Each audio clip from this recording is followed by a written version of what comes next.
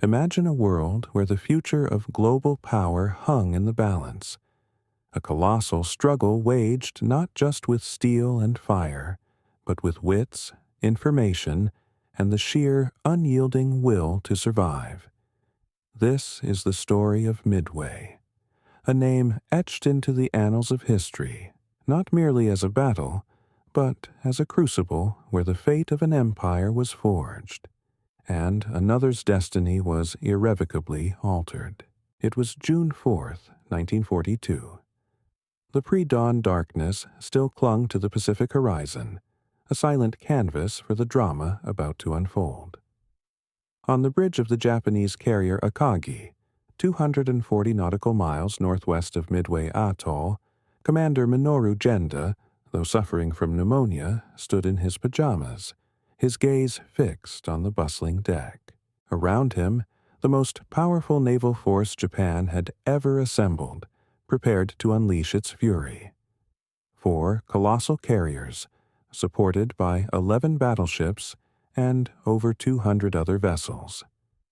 This fleet, formidable and seemingly invincible, was about to embark on an operation they believed would cement their dominance over the Pacific. For 6 months, this Imperial Japanese Navy had known no defeat. Their confidence was not just absolute. It was a deep-seated conviction born of an astonishing string of victories. They had crippled the American fleet at Pearl Harbor, conquered the Philippines with breathtaking speed, humiliated the British at Singapore in a stunning display of tactical prowess, and seized an empire spanning a staggering 20 million square miles. Each victory had only served to inflate their belief in their own invincibility, transforming tactical success into a dangerous strategic hubris. Now, they were poised to strike the decisive blow, to eliminate what they perceived as the last remnant of American naval power in the vast expanse of the Pacific. What Genda, and indeed every Japanese officer that fateful morning, firmly believed was that the Americans possessed at most 2 operational aircraft carriers in the Pacific, both likely deployed in the distant South Pacific. The USS Yorktown, a veteran of the recent brutal Coral Sea engagement, had sustained heavy damage, so severe that Japanese intelligence confidently estimated she would require months, perhaps even half a year, for repairs in a dry dock. The meticulously maintained radio silence observed by the Japanese fleet reinforced their sense of complete security. It was a cloak of invisibility, they thought, shrouding their colossal force from detection, guaranteeing the element of surprise that was so crucial to their doctrine. This absolute certainty, however, was about to be shattered in the most brutal and spectacular fashion. None of them, not Genda, not Vice Admiral Nagumo, not even the grand strategist Admiral Yamamoto, suspected that Admiral Chester Nimitz, the shrewd and determined commander of the U.S. Pacific Fleet, had been meticulously reading their most secret messages for weeks. Behind the closed doors of Station Hypo in Pearl Harbor, a dedicated team of American codebreakers had achieved the unthinkable. They had cracked JN-25B, the Imperial Japanese Navy's supposedly impenetrable operational code. While Genda pored over his charts, oblivious to the impending doom, 233 American aircraft were being armed and readied on the decks of 3 aircraft carriers that, according to Japanese intelligence, weren't even supposed to be there.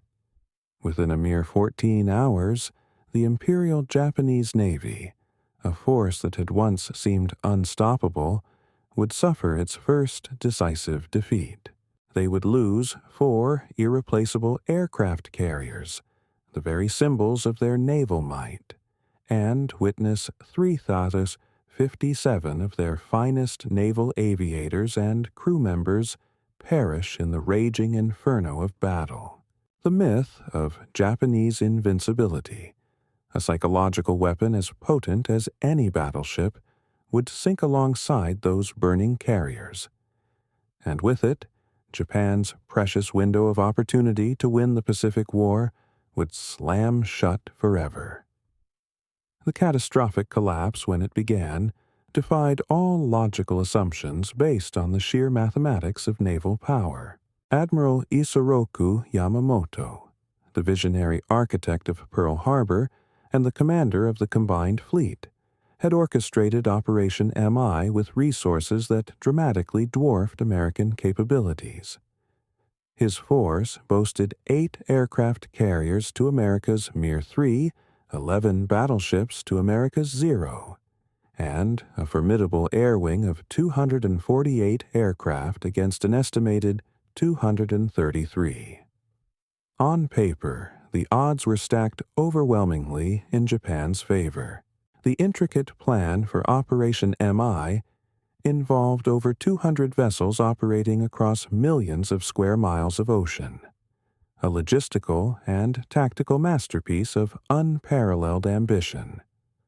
According to official Japanese action reports from that period, the assessment of American weakness, the belief that they were easily outmatched, seemed entirely justified.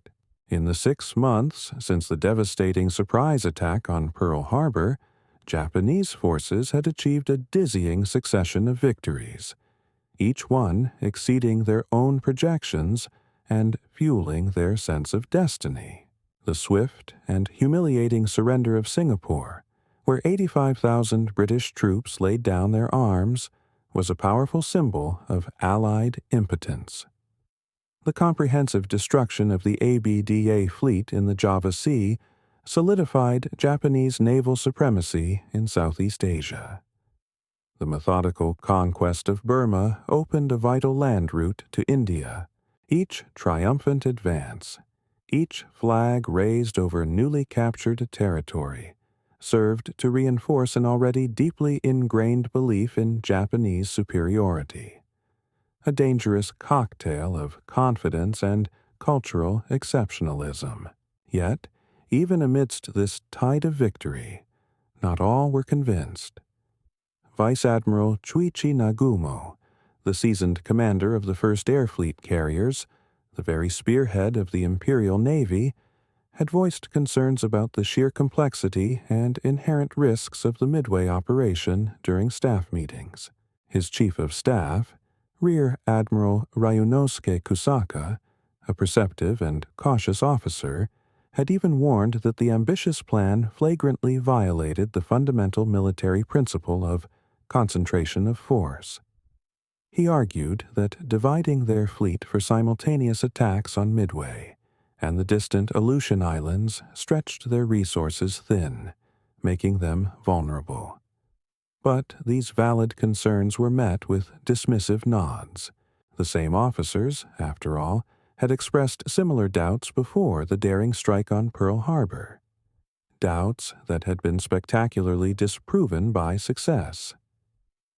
This prior triumph, ironically, now blinded them to the legitimate dangers looming ahead. The Japanese Navy operated on several fatal assumptions, meticulously documented in painstaking post-war interrogations of surviving officers. First, they were convinced that American carriers were safely ensconced in the South Pacific, far from the Central Pacific Theater. Second, they maintained that the heavily damaged USS Yorktown would require at least 3 months of intensive repairs, rendering her a non-factor. Third, they believed American torpedo bombers were largely ineffective, a perception reinforced by previous engagements. Fourth, they confidently assumed that American pilots lacked the combat experience and skill to effectively challenge their seasoned veterans. And most critically, perhaps most dangerously, they clung to the absolute conviction that their meticulously maintained complete radio silence guaranteed strategic surprise. It was a perfect storm of misjudgment, built on a foundation of unexamined bias and the intoxicating fumes of past victories. But back in the stifling basement heat of Station Hypo at Pearl Harbor, Commander Joseph Rochefort led a brilliant, tireless team of code breakers. By May 1942, through sheer persistence and intellectual prowess, they were successfully reading portions, roughly 15 to 20%, of Japanese naval traffic. While incomplete, this was enough to begin piecing together patterns, discern intentions, and glimpse the grand design taking shape in the enemy's mind. The true breakthrough, however, was not a sudden stroke of luck, but the result of relentless, meticulous analysis. When Japanese messages repeatedly mentioned AF as a crucial objective, Rochefort, with his keen intuition, suspected it referred to Midway Atoll. To confirm this vital suspicion, Captain Jasper Holmes, an ingenious member of his team, proposed a clever deception. Midway was instructed to transmit an uncoded emergency message, a message that any listening Japanese operator would intercept, reporting critical problems with its freshwater distillation plant. Just 2 days later, Japanese intelligence, unwittingly revealing their hand, reported in an intercepted JN-25 message that AF Air Unit is short of fresh water. The puzzle piece had clicked into place. Midway was indeed AF. Lieutenant Commander Edwin Layton, Nimitz's brilliant intelligence officer, later testified to Congress with a quiet confidence that belied the monumental achievement. We knew their objectives, their routes, their timetables. We could predict which ships would be where and when with remarkable accuracy. The intelligence coup extended far beyond simply identifying the target's location. American cryptanalysts, working around the clock, determined the entire Japanese order of battle, identifying specific units and their strengths. They pinpointed the exact date of the attack, June 4th or 5th. They even predicted the enemy's approach routes with astonishing precision. This unprecedented level of insight allowed Admiral Nimitz to make a decision of audacious genius. He positioned his vastly outnumbered carriers northeast of Midway, in the precise sector that Japanese search patterns, due to a doctrinal oversight, would cover inadequately.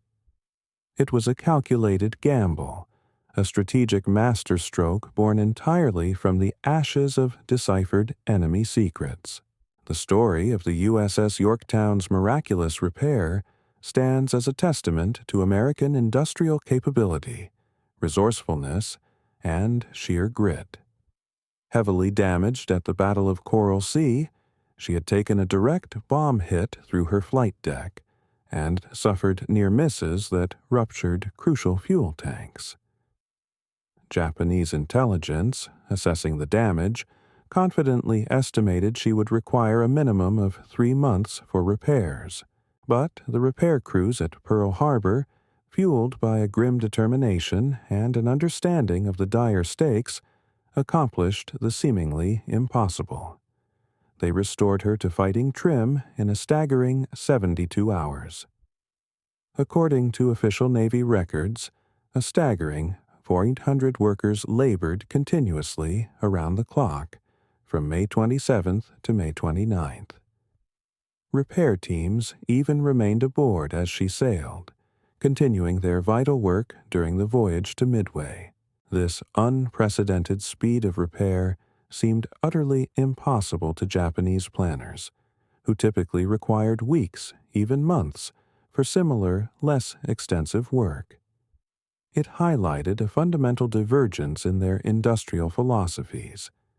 Japan's exquisite craftsmanship versus America's sheer scale and speed of production, a difference that would ultimately prove decisive. As dawn broke on June 4, 1942, at precisely 0430 hours, Admiral Nagumo issued the command to launch 108 aircraft against Midway Atoll, The first strike wave consisted of 36 Kate torpedo bombers, 36 Val dive bombers, and 36 Zero fighters. The launch proceeded flawlessly, a testament to the highly trained air crews and the logistical expertise honed through 6 months of unbroken victories. It was a display of efficiency and precision that few navies in the world could match. However, in what would be meticulously documented in Japanese action reports as a critical error, Nagumo made a fateful decision. He launched only 7 search planes, a drastic reduction from the doctrinal requirement of 22. To compound this, an 8th search plane, launched from the heavy cruiser Tone, suffered a catapult malfunction, causing a critical 30-minute delay. This seemingly minor operational hiccup, a mere half hour, would prove catastrophic. At 0534, the first signs of trouble for the Japanese appeared. PBY Catalina flying boats, operating from Midway, spotted the colossal Japanese fleet. Just 19 minutes later, at 5553, Midway's radar detected the incoming strike wave, providing precious minutes of warning. Every flyable American aircraft on the atoll scrambled into the air. Marine fighters, torpedo bombers, dive bombers, even lumbering B-17s. The Americans, thanks to their intelligence triumph, had been expecting them. At Euro 700, Lieutenant Joichi Tomonaga, leading the Midway strike, radioed back a chilling assessment. There is need for a second attack wave. Midway's defenses had proven far stronger and more resilient than anticipated, its crucial airfield still operational. This unexpected resistance forced Admiral Nagumo to confront a critical decision, one that would irrevocably determine the battle's outcome. His second wave aircraft, sitting fueled and ready on the hangar decks, were armed with armor-piercing bombs and torpedoes, specifically configured for ship attack. With no enemy fleet yet detected by his inadequate search planes, Nagumo, at 0715, made the fateful call. He ordered these aircraft rearmed with fragmentation bombs, suitable for a ground attack on Midway. This decision, meticulously recorded in surviving Japanese logs, unleashed a maelstrom of chaos on the already crowded hangar decks. Japanese doctrine dictated that struck ordnance be safely returned to the magazines below deck. However, the pressing time constraints, exacerbated by the urgent need to quickly reconfigure the attack, led to a fatal shortcut. Bombs and torpedoes, volatile and highly explosive, were instead stacked precariously on the hangar decks, creating a ticking time bomb. Then, at 0728, the delayed search plane from the Tone, 30 agonizing minutes behind schedule, finally reported a sighting. Sight what appears to be 10 enemy surface ships bearing 0 tending distance 240 miles from Midway. The report was vague, lacking specific ship types, but it sent a jolt of frantic activity through Nagumo's bridge. Were these the American carriers they feared? At 0745, Nagumo urgently demanded clarification on the ship types. The response, delayed by further communications issues, would not come for another 30 critical minutes, a window of uncertainty that would seal the fate of the Japanese fleet. Between Iro 920 and 1020, in a desperate, uncoordinated series of attacks, 3 American torpedo squadrons, flying obsolete TBD Devastators, found the Japanese carriers.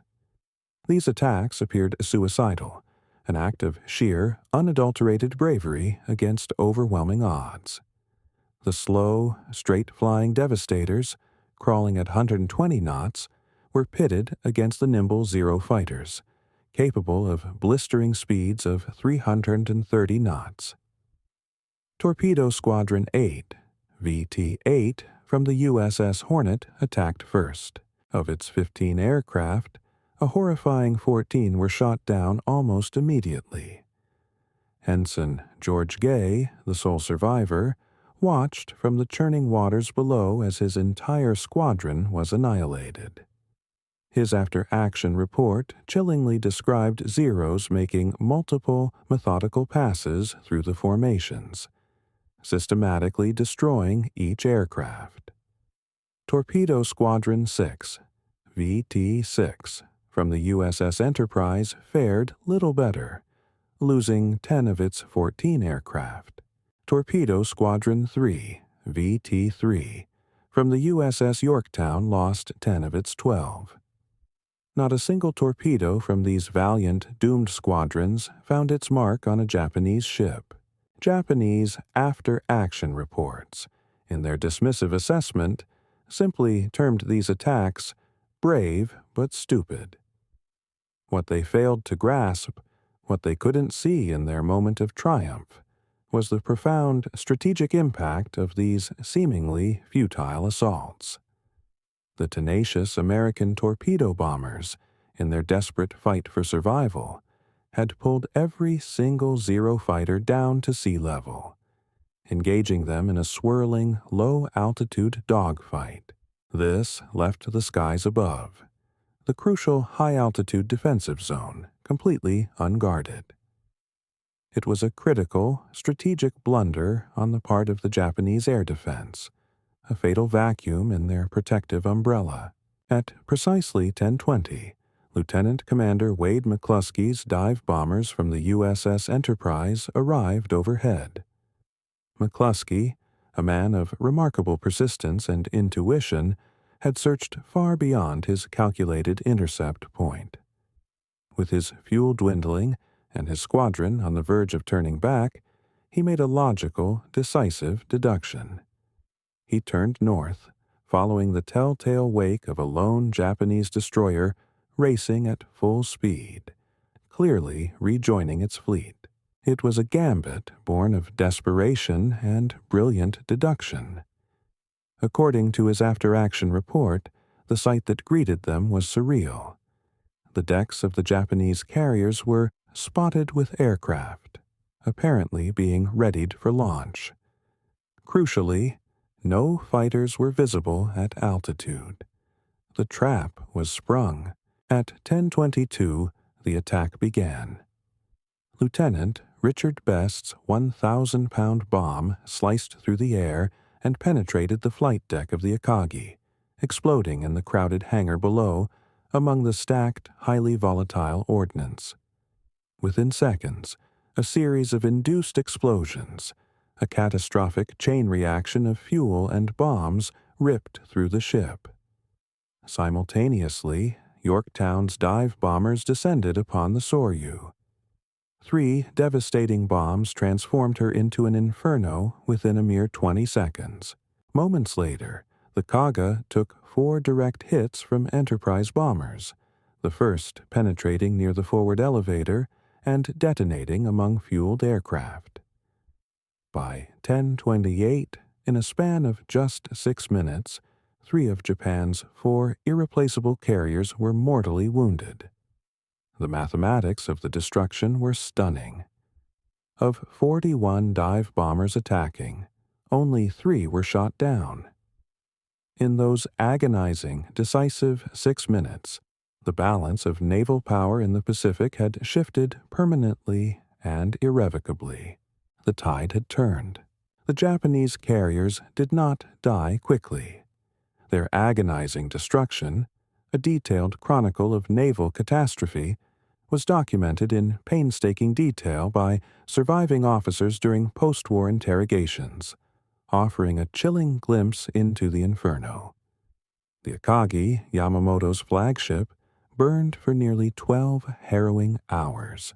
Captain Tairo Aoki, demonstrating immense personal courage and adherence to duty, remained aboard, desperately attempting salvage operations until 200 on June 5th, when Admiral Yamamoto himself, with a heavy heart, personally ordered the abandonment of his flagship. At 0450, Japanese destroyers, a grim act of mercy and prevention, torpedoed her with 4 Type 93 Long Lance torpedoes, ensuring she would not fall into enemy hands. She slipped beneath the waves at 5:20, taking with her 267 souls. Kaga's fires proved utterly uncontrollable, her ruptured fire mains rendering firefighting efforts futile. Commander Takahisa Amagai, facing an impossible situation, ordered abandon ship at 16:40. She exploded with terrifying force and sank at 19:25, suffering a horrific 811 casualties, the highest of the four carriers, a testament to the chaotic destruction on her decks. The Soryu sank at 1913 on June 4th, after burning for 9 hours. Her captain, Ryusaku Yanagamoto, chose to remain aboard, a stoic act of self-sacrifice ingrained in Japanese military tradition. According to survivor testimonies, he was last seen on the bridge as his ship plunged into the depths, along with 701 of his men. Hiryu, the sole surviving carrier from the morning's devastating attack, managed to launch 2 retaliatory strikes that mortally wounded the USS Yorktown. It was a desperate, defiant act of vengeance. But at 1700, American dive bombers found her. They scored 4 direct hits, turning her into a burning wreck. She sank at 900 on June 5th. Admiral Taman Yamaguchi and Captain Tomeo Kaku, like their comrades, chose to go down with their ship, embodying the samurai code of honor. Their losses totaled 416. The USS Yorktown's incredible survival, despite suffering multiple brutal attacks, stood as a stark demonstration of superior American damage control. She absorbed 3 bomb hits from Hiryu's first strike and 2 torpedo hits from the second, yet remained afloat for 2 full days, a testament to the heroic efforts of her crews. Only when the Japanese submarine I-168 found her and delivered a coup de grace with a torpedo on June 6th did she finally succumb, sinking on June 7th. Her extended struggle for life symbolized the resilience and adaptability of the American Navy. In total, American losses amounted to 307 dead, 1 fleet carrier, Yorktown, 1 destroyer, USS Haman, sunk by the same submarine that got Yorktown, and 150 aircraft. Japanese losses were cataclysmic: 357 dead, including 110 irreplaceable veteran aircrew, 4 fleet carriers, 1 heavy cruiser, Mikuma, sunk on June 6th, and 248 aircraft. The qualitative loss of those 110 veteran aircrew, many of whom had fought since the China incident of 1937, represented a strategic blow from which Japan's air power would never truly recover. Post-war analysis, especially from declassified documents like a 2006 National Security Agency historical study, revealed the stunning completeness of American intelligence superiority. Station Hypo had provided not just accurate information, but actionable intelligence. The date of attack within 1 day's accuracy, the complete Japanese order of battle, their approach routes, deployment patterns, and even their detailed plan to occupy Midway after its capture. The study concluded with a profound statement. No military operation in history began with such complete intelligence about enemy intentions. At 23:55 on June 4th, Admiral Yamamoto, his dream of decisive victory shattered, canceled Operation MI, and ordered a full withdrawal. He was aboard the super battleship Yamato, the largest and most powerful battleship ever built, trailing 300 miles behind his carriers. Surrounded by the most powerful surface fleet ever assembled, he was rendered utterly powerless to affect the outcome. According to the official action report, Yamamoto briefly considered a desperate night surface engagement, utilizing his battleships to hunt down the American fleet. His staff calculated they could reach the American fleet by 0200. But without air cover and facing American carriers at dawn, the risk was deemed unacceptable. The retreat marked the first time in the war that a Japanese operation had been canceled due to enemy action. The psychological blow, combined with the material losses, was devastating. Midway's impact transcended the immediate horrific losses. Japan's strategic initiative in the Pacific ended abruptly on June 4, 1942. Every subsequent operation would be defensive, reactive, a desperate attempt to stem the rising tide. The loss of those veteran pilots proved absolutely irreplaceable. The 110 aircrew lost averaged over 800 flight hours each. Many were veterans who had honed their skills since the China incident of 1937. Japan's pre-war training system, highly selective and rigorous, produced only about 100 pilots annually. In stark contrast, the U.S. Navy was already training a staggering 2,500 pilots monthly, a deluge of new talent ready to fill any void. This chasm in pilot production and experience would become an insurmountable strategic disadvantage. Japanese naval doctrine, rooted in the concept of the decisive battle derived from their glorious 1905 victory at Tsushima, proved fatally obsolete in the modern age of carrier warfare. The Americans, with their pragmatic approach, demonstrated that naval warfare had become a brutal contest of industrial production and intelligence, rather than solely warrior spirit and tactical brilliance. Verified production statistics, compiled after the war, revealed the utter hopelessness of Japan's position after Midway. In carrier production alone, from Midway to war's end, Japan completed just 12 carriers. America, meanwhile, completed an astonishing 141, 17 fleet carriers, and 124 escort carriers, a staggering testament to its industrial might. In aircraft production from 1942 to 1945, Japan produced approximately 65,000 planes. The United States, a staggering 297,000. By 1944, Japanese pilots averaged a mere 150 to 200 flight hours before combat, thrown into the fray with minimal experience. American pilots, by then, averaged over 600 hours, a vast disparity in training and readiness. The industrial capacity gap was even more stark. The U.S. national income before the war was 17 times that of Japan. The U.S. provided two-thirds of all Allied military equipment, an economic powerhouse unrivaled in history. Japanese post-war technical analysis, a brutally honest self-assessment, revealed systematic vulnerabilities in their designs and operational procedures. Their carrier designs, for instance, featured enclosed hangar decks that trapped explosions, transforming a single bomb hit into a catastrophic inferno. They suffered from inadequate fire suppression systems, poor damage control procedures rooted in a different cultural approach, and insufficient ventilation systems. Their vaunted Zero fighters, while highly maneuverable, lacked crucial armor and self-sealing fuel tanks, achieving high performance by sacrificing survivability. And there was no effective pilot rescue system, reinforcing the idea of a warrior's death rather than survival and return to battle. Operationally, their deficiencies were equally profound. Inadequate search patterns, famously exemplified by the 7 planes versus the doctrinal 22, left them blind.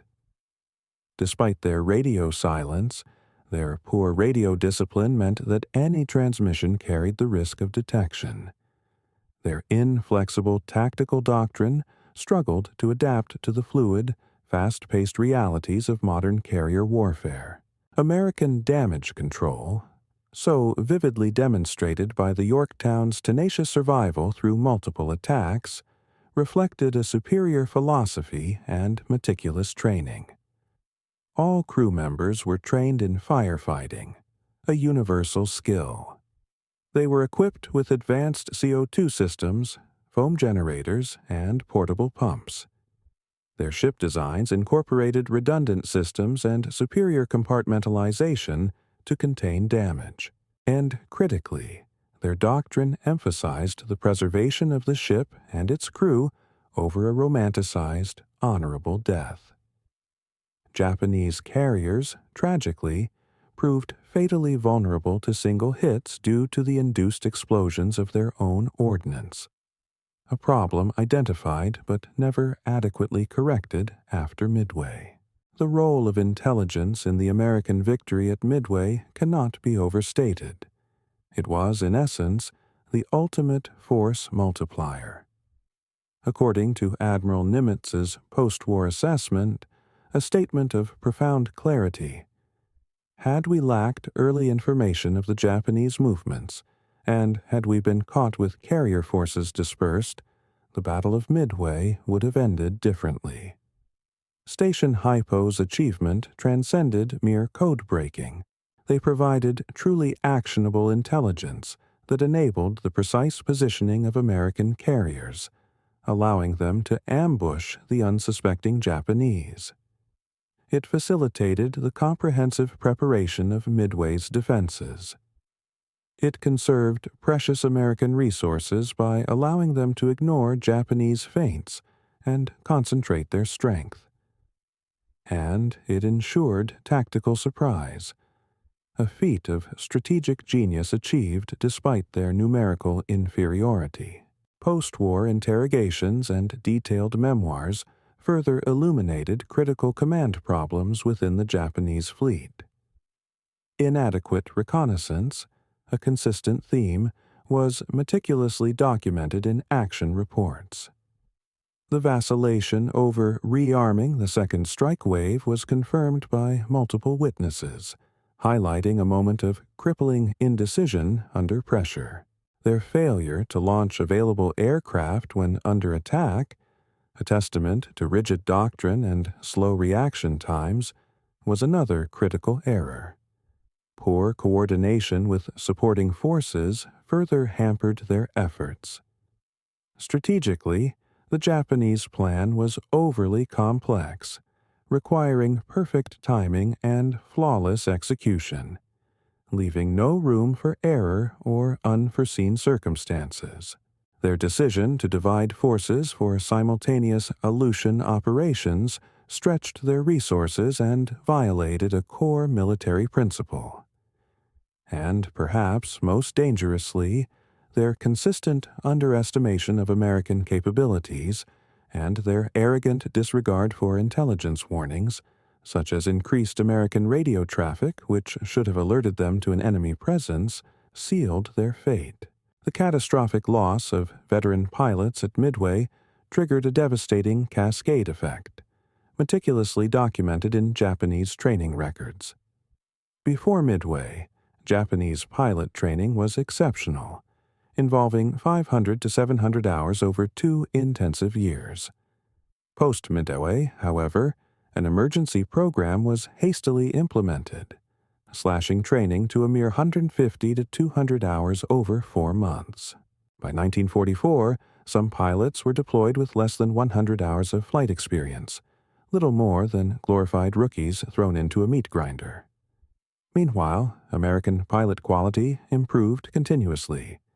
400 hours average training in 1942, 500 hours in 1943, and over 600 hours by 1944.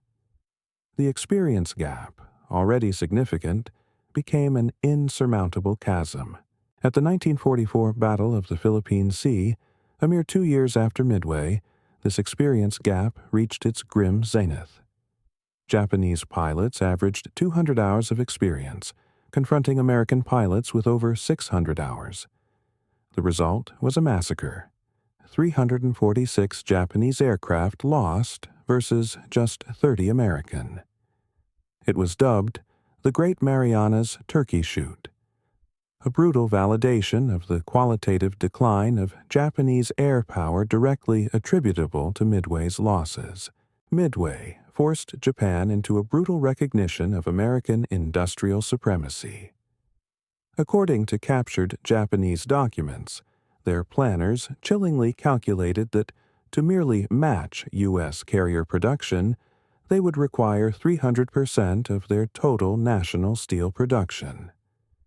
To match aircraft production, they needed 400% of their aluminum capacity. To match pilot training, they required fuel oil that Japan simply did not possess. The mathematics of defeat were not only inescapable, they were crushing. Midway's effects rippled through every subsequent Pacific operation, casting a long, dark shadow over Japan's war effort. At Guadalcanal, in August 1942, Japan committed forces piecemeal, unable to concentrate the carrier power lost at Midway, leading to a brutal war of attrition. At Santa Cruz in October 1942, Japan achieved a tactical victory, but lost 99 aircrew versus 26 American, an unsustainable rate of attrition that slowly bled their veteran pilot pool dry. By the Philippine Sea in June 1944, Japan's rebuilt carrier force, despite its impressive numbers, was utterly destroyed, losing 476 aircraft and 450 aircrew in that devastating turkey shoot. Midway exposed profound technological disparities that only widened throughout the war. Americans had shipboard radar, providing crucial early warning and situational awareness. The Japanese still relied largely on visual observation.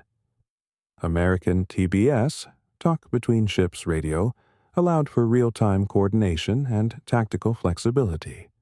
The Japanese used cumbersome flags and signal lights, inherently slower and less secure. Americans read JN-25. The Japanese never cracked American naval codes. Production-wise, Americans continuously improved designs, integrating combat lessons and technological advancements. The Japanese, facing resource constraints and a rigid industrial base, struggled to retool their factories and adapt. Post-war interrogations and memoirs offer authenticated, often chilling perspectives on the battle's human toll and strategic implications. Captain Tairo Aoki, Akagi's captain, testified that induced explosions from improperly stored ordnance directly doomed his ship. A single bomb hit, he confirmed, became catastrophic due to fundamental procedural failures. Commander Yasuji Watanabe, Yamamoto's operations officer, confirmed in interrogation that Yamamoto immediately recognized the war was lost after Midway, though this devastating conclusion was never publicly stated, a carefully guarded secret to maintain morale. Ensign George Gay, the sole survivor of Torpedo Squadron 8, provided detailed after-action reports that offered crucial first-hand information about Japanese carrier operations during the attack, a testament to his unique and harrowing perspective. Modern historians, particularly Jonathan Parshall and Anthony Tully, in their groundbreaking 2005 work Shattered Sword, have meticulously corrected many enduring myths surrounding Midway, dispelling romanticized narratives with cold, hard facts. For instance, the myth that Japanese carriers were 5 minutes from launching when attacked is widely propagated. Reality, however, based on operational records, shows that a minimum of 30 to 40 minutes would have been required for a full launch. Another myth suggests Nagumo should have launched a partial strike. In reality, Japanese doctrine strictly required coordinated attacks. Partial strikes were not practiced or even considered viable. The idea that Japanese reconnaissance was merely unlucky is also debunked. Inadequate search patterns were not accidental. They were doctrinal, a fatal flaw built into their operational philosophy. Midway's impact extended far beyond the immediate conclusion of the war, leaving a legacy of enduring strategic lessons. It underscored that intelligence superiority can decisively overcome a numerical disadvantage. It proved that industrial capacity, the sheer ability to produce and replace, ultimately determines the outcome of prolonged conflicts. It demonstrated that technological adaptation, the willingness and capability to innovate and evolve, matters more than initial superiority. And critically, it highlighted that logistics and production, the unglamorous backbone of any war effort, ultimately trump fleeting tactical brilliance. Doctrinal changes in naval warfare immediately followed Midway. Carriers were never again concentrated as they were, dangerously at Midway. Emphasis shifted dramatically to radar and electronic warfare, recognizing the new frontiers of battle. Damage control became a priority equal to, if not exceeding, offensive capability. A direct lesson from the resilience of the Yorktown and the fragility of the Japanese carriers. Pilot preservation was prioritized over the honor of death, recognizing the irreplaceable value of skilled airmen. Admiral Chester Nimitz's official report perfectly encapsulated the essence of the victory. The Battle of Midway was essentially a victory of intelligence. We knew Japanese intentions, strength, and schedule. They knew nothing of ours. Japanese naval historian Mitsuru Yoshida, with a profound sense of historical clarity, wrote, "After Midway, we were defending, not offending." The decisive battle of the Pacific War, he concluded, was fought on June 4, 1942. The U.S. Strategic Bombing Survey, meticulously analyzing Japanese records after the war, unequivocally determined that the Japanese Navy never truly recovered from Midway. Every subsequent operation was constrained by the catastrophic losses of June 4th and 5th, 1942. A statistical summary provides a chilling, concise overview of the scale of the confrontation and its outcome. Forces engaged. Japan brought 4 fleet carriers, 2 light carriers, 11 battleships, 16 cruisers, 46 destroyers, and 248 carrier aircraft. The United States mustered 3 fleet carriers, 0 battleships, 8 cruisers, 15 destroyers, 233 carrier aircraft, and 127 land-based aircraft from Midway. The losses speak volumes. Japan lost 4 fleet carriers, 1 heavy cruiser, 248 aircraft, and 377 dead, including those 110 vital aircrew. The United States lost 1 fleet carrier, 1 destroyer, 150 aircraft, and 307 dead. The time factor is equally poignant. Japanese carrier supremacy lasted from 0430 to 0928, a mere 5 hours. The American decisive attack, the turning point, lasted from 10:22 to 10:28, just 6 minutes. The entire battle spanned approximately 28 hours, from 0430 June 4th to 0900 June 5th. Midway stands as history's undeniable proof that intelligence and meticulous preparation can defeat surprise and overwhelming strength. It taught the world that industrial capacity, the brute force of production, ultimately trumps warrior spirit, no matter how fervent. It demonstrated that technological adaptation and innovation overcome initial advantages, proving that a static, traditional approach is a recipe for disaster. And perhaps the most timeless lesson: hubris remains warfare's deadliest enemy.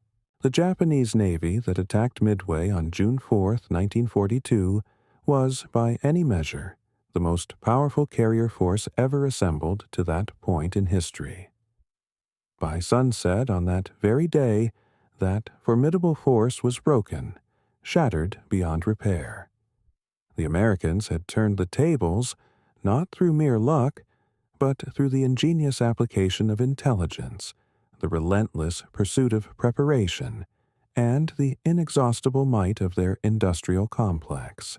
In those 6 minutes of coordinated dive-bomber attacks, the outcome of the Pacific War, a titanic struggle spanning millions of square miles, was determined. Every subsequent battle, every clash of arms, would be fought with the grim knowledge that American intelligence and production had already decided the ultimate result.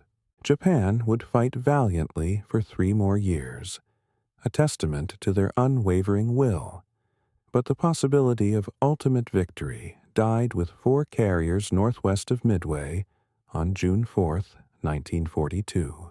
The battle proved, beyond any doubt, that modern naval warfare had evolved into a complex contest of intelligence, technology, and industrial production. Japan brought superior tactics and unmatched combat experience. America brought superior intelligence and the industrial ability to relentlessly replace its losses. In that monumental collision, the future, with its embrace of innovation and foresight, decisively defeated the past. With its reliance on tradition and raw courage alone, Midway remains the U.S. Navy's greatest victory, not just for its astounding tactical success, but for validating the profound proposition that democracy's industrial might and technological innovation could and would overcome militaristic expertise and rigid adherence to outmoded doctrine. The Japanese expected an easy victory, a final decisive blow. Instead, at Midway, they encountered the brutal, unforgiving beginning of their empire's end,